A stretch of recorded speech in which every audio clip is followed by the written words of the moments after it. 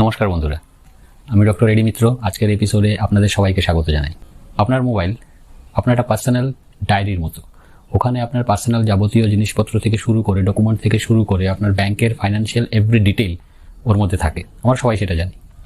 এখন প্রশ্ন হলো, আজকের ভিডিওর মোটোটা কি? আপনারা থাম্বনেল থেকে নিশ্চয়ই জানতে পেরেছেন।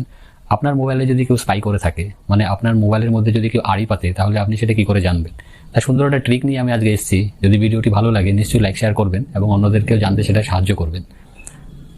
পরবর্তী স্ক্রিনে দেখুন কি করে সেই স্টেপগুলো একে একে আমরা করছি। ডায়ালার প্যাডে গিয়ে টাইপ করুন *#21#, কল করুন। ওখানে এমএমআই কোড জেনারেট হবে। দেখুন, কল ফরওয়ার্ডিং লেখার পর অনেকগুলো সেকশন এসছে: voice, data, fax, SMS, synchronisation, asynchronisation, packet paid, এবং সবকটার সঙ্গে নট ফরওয়ার্ডেড লেখা। তার মানে কোনো ফোন নাম্বারের সঙ্গে এটাকে লিঙ্ক করা হয়নি যে এই ডেটাগুলো ওখানে ফরওয়ার্ড হবে। তার মানে এই ফোনটার এই নাম্বার পার্টিকুলারলি সেফ।